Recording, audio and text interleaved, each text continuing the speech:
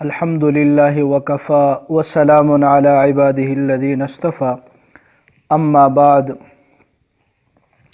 عزیزان محترم، پچھلے درس میں یہ بیان ہوا تھا کہ ہدی للمتقین یہ کتاب ہدایت ہے متقین کے لیے، یعنی فائدہ اٹھانے کے اعتبار سے متقین کے لیے ہدایت ہے، یعنی اس کو قبول کرنے والے لوگ متقین ہیں۔ تو وہ لوگ کون ہیں؟ فرماتے اللہ رب العالمین متقین کی پہلی صفت الذین یؤمنون بالغیب، پرہیزگار وہ لوگ ہیں جو ایمان لاتے ہیں بن دیکھے۔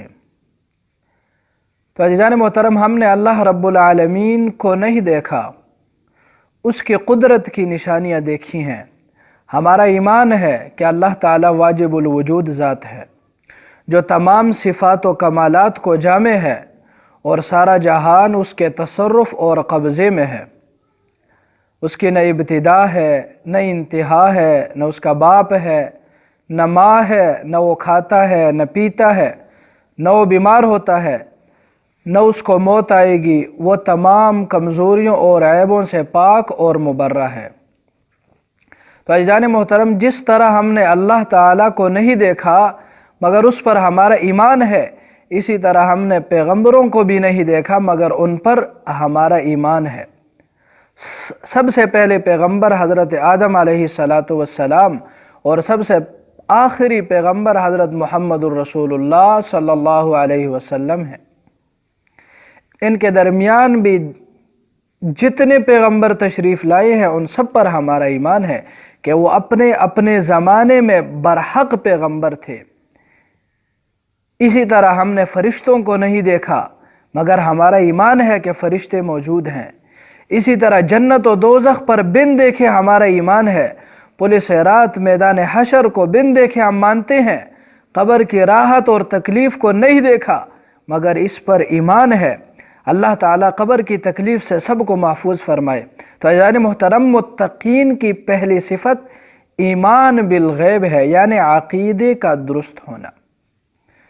دوسری صفت فرماتے اللہ رب العالمین وَيُقِيمُونَ الصَّلَاةَ، اور وہ قائم کرتے ہیں نماز کو۔ قائم کرنے کا معنی ہے کہ نماز کو تمام شرائط اور واجبات کے ساتھ ادا کرتے ہیں۔ جو لوگ رکوع، سجود، قومہ، جلسہ اطمینان کے ساتھ ادا نہیں کرتے ان کی نماز کامل نہیں ہوتی، ایسے ہی ٹکرے مارتے رہتے ہیں۔ اسی طرح جو آدمی بغیر مجبوری کے جماعت کے ساتھ نماز نہیں پڑھتا، اکیلے پڑھ لیتا ہے، اس کی بھی کامل نماز نہیں ہوتی۔ اور جو لوگ مسجد کے قریب رہتے ہیں وہ اگر مسجد میں نماز نہ پڑھیں تو ان کی نماز بھی نہیں ہوگی۔ حدیث پاک میں آتا ہے لا صلاۃ لجار المسجد الا فی المسجد، کہ مسجد کے پڑوسی کی نماز صرف مسجد میں ہی ہوتی ہے۔ ہاں کوئی بڑھاپے کی وجہ سے گھٹنوں اور ٹخنوں سے رہ گیا، یا بیماری یا بارش کی وجہ سے مسجد میں نہیں آ سکتا، یا سفر پر ہے، یا اندھیرا ہے، یا کوئی اور ایسی وجہ ہے، تو اس کو گھر میں نماز پڑھنے پر بھی پورا کا پورا ثواب ملے گا اور اس کی نماز کامل تصور ہوگی۔ تو دوسری صفت متقین کی کہ نماز کو قائم کرتے ہیں۔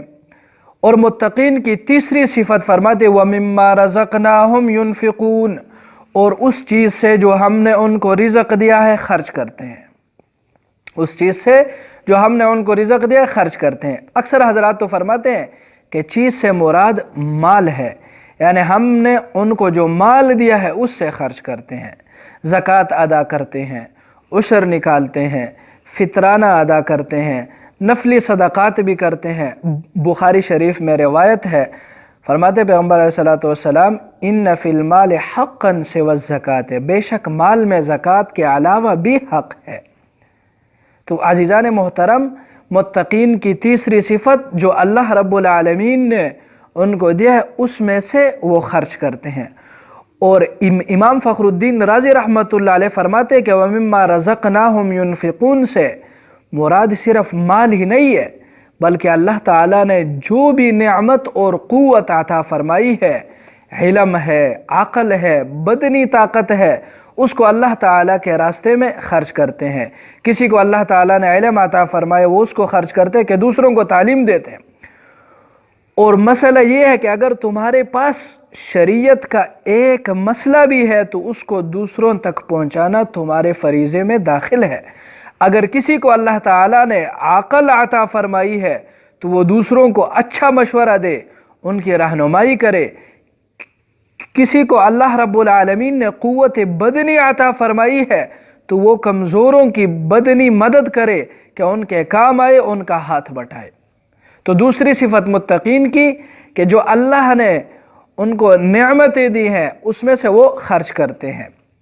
متقین کی چوتھی صفت فرماتے اللہ رب العالمین والذین یؤمنون بما انزل الیک، اور وہ لوگ ہیں جو ایمان لاتے ہیں اس چیز پر جو نازل کی گئی آپ کی طرف، جو نازل کی گئی آپ کی طرف۔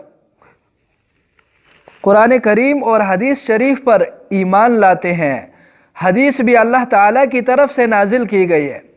اللہ تعالیٰ نے فرمایا آپ علیہ السلام نے فرمایا انی اوتیت القرآن ومثلہ معہ، کان کھول کر سن لو، مجھے اللہ تعالیٰ نے قرآن بھی دیا ہے اور حدیثیں بھی عطا کی ہے۔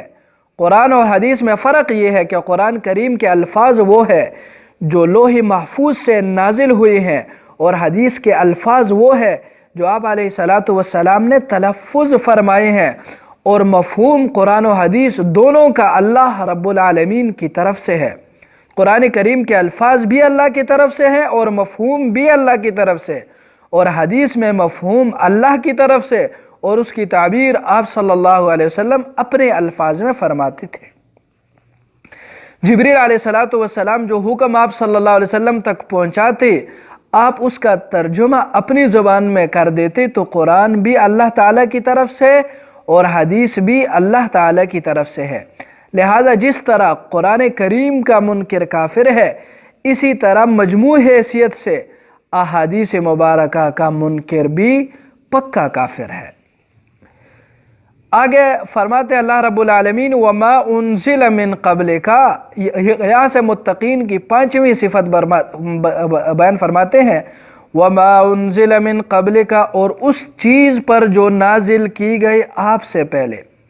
جتنی بھی آسمانی کتابیں اور صحیفے ہیں ان سب پر ہمارا ایمان ہے، اور ایمان مفصل میں ہم پڑھتے ہیں آمنت باللہ وملائکتہ وکتبہ ورسلہ، میں ایمان لایا اللہ تعالیٰ پر اور اس کے فرشتوں پر اور اس کی کتابوں پر اور اس کے رسولوں پر۔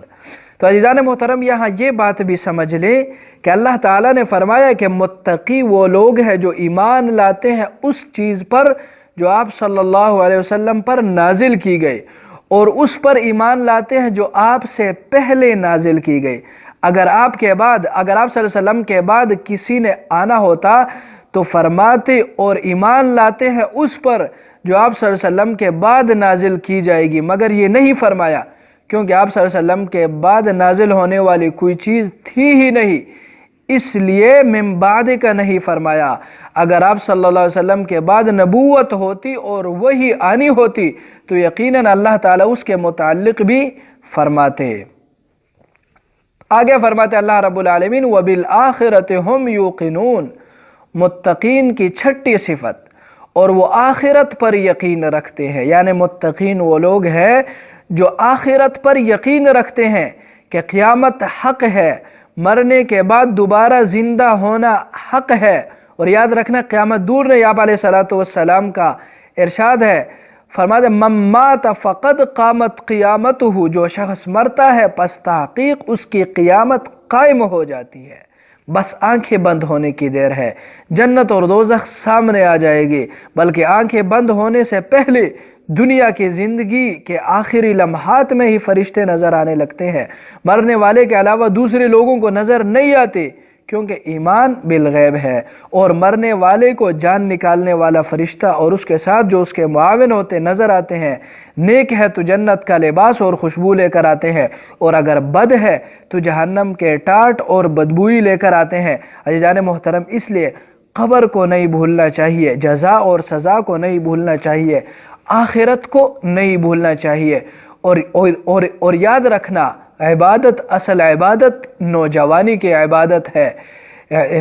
عبادت تو عبادت ہے، نماز تو نماز ہی ہے، چاہے نوجوان پڑھے یا بوڑھا پڑھے، مگر نوجوان کی عبادت اور نماز کا لطف ہی اور ہے۔